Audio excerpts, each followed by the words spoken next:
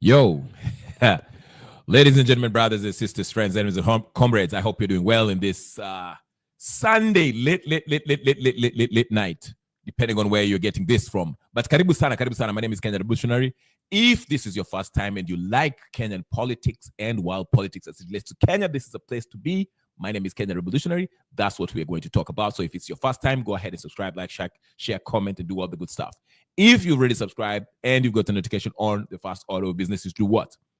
Like the video. Okay, we shall not waste any time. I won't be staying here for long. I'm here for very short time because I want to pass my message and my thoughts with you. Okay, share with you.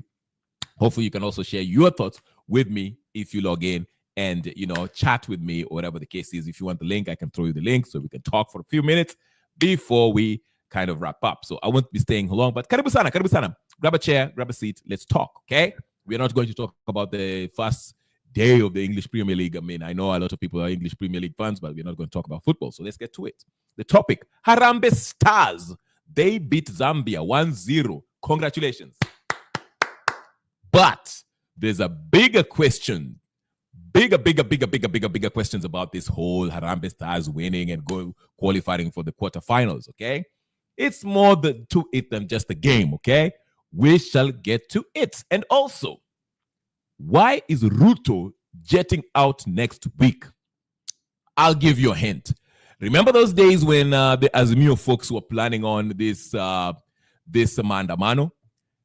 Coincidentally, Ruto, whenever there was a Mandamano, announced, coincidentally, Ruto will choose right around that time to fly out of the country, whether going to the US, whether going to some parts of Africa, somewhere, but he would conveniently make sure that he's not around when there is chaos. Now, what could be happening next week that actually have Ruto, try to jet out? Well, there seems to be this choreographed, what do you call it? Event. They're going to make it an event. The DCP, former deputy president, who we are told to believe that he's at odds politically with his former boss, now president, Ruto, will be jetting his way back to Kenya from the US after making inflammatory comments about Al-Shabaab and all this and all that and all that. You know the story, okay? So the DCP guys, all this Gachagua faithful are saying we are going to, welcome Gachagua back, homecoming. Like I told you before, I told you this the minute Gachagua announced that he was going to the US, I told you when he comes back, they will make it an event when he comes back, okay? It's going to be and this whole choreography will involve people going to welcome him back, and he will have his whole convoy making his way to whatever, a venue where he will give a fiery speech, to show how, bold he is. He's not scared of arrest. He's not scared of anything, And of course, Ruto will also do his part, the regime, to cause chaos by using the force, the police force, and Raila goons to have a clash, because the whole idea is to do what? Is to cause political drama. Meanwhile, Harambee Stars is entertaining us. But we shall get to all of that. Ladies and gentlemen, brothers and sisters, let's get to it. Before we get to it, let's start with the appetizer. That Malava guy, is it Malava constituency, where this guy was running on he was supposed to be in the next coming by elections, running for MP. He suddenly just, collapsed and died. People are suspecting that he got killed. Okay? We don't know what's happened, but there's so much happening. So let's get started with this. Then we shall get to the main mail. Let's talk about the by-elections. Let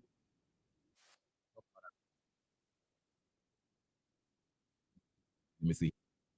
Hold on. Wait a minute. Let's get started. Let's get started with the first video.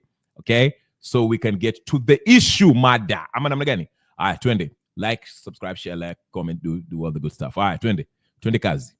Right, here it is. Hold on. Elections mood is already on in 22 electoral units. Many polls that are touted as the litmus test for both the broad-based government and the united opposition. Wins for the broad-based government in some critical electoral units could as well mean that President William Ruto is likely headed for a comfortable win in 2027, while a win for the united opposition could be interpreted to mean that they are on course to make Ruto's one-term presidency claim a reality. NTV senior reporter Ibrahim Karanja now with an analysis of how the by-elections will reshape the political landscape.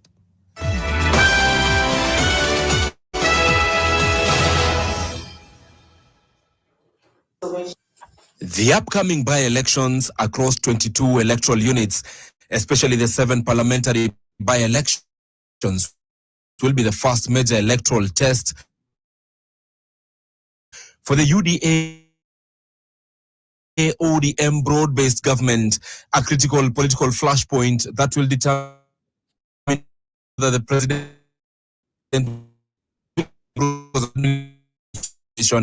will consolidate power.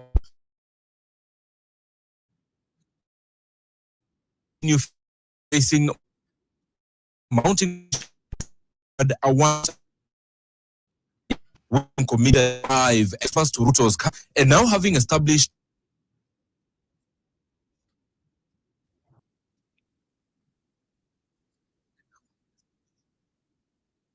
candidatures based on each party's historical strength in specific electoral units, rather than fielding competing candidates that could split the government vote and hand victories to the opposition.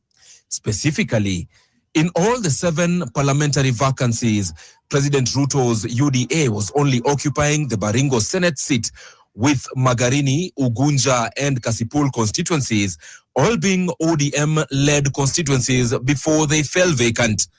Banisa was a UDM constituency. Mbeere North was occupied by the Democratic Party's Geoffrey Roko, who is now an ally of President Ruto. Malava was occupied by ANC, which folded up to join UDA. If they were to come to a consensus, it would perhaps see UDA allow ODM to field the sole broad-based candidates for Magarini, Ugunja and Kasipul, as UDA fills the Baringo Senate seat. Malava and Mbeere North, with a conversation of whom between ODM, UDA and Ali Roba's UDM will focus on Banisa. In his meeting with Baringo County grassroots leaders Thursday, Deputy President Kithure Kindiki touched on the by-elections. Kwa sababu kiti ni kimoja ama namna gani? Moja wenu ndiye atapeperusha bendera. Njia za kupata huyo mmoja ni nyingi.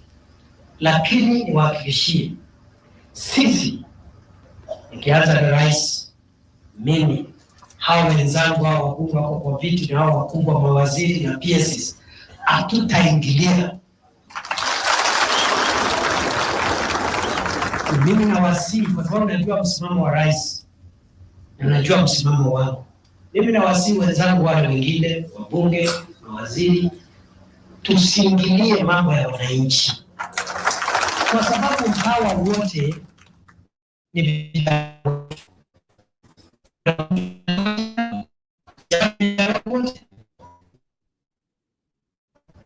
na lazima timu yetu ishinde katika hii.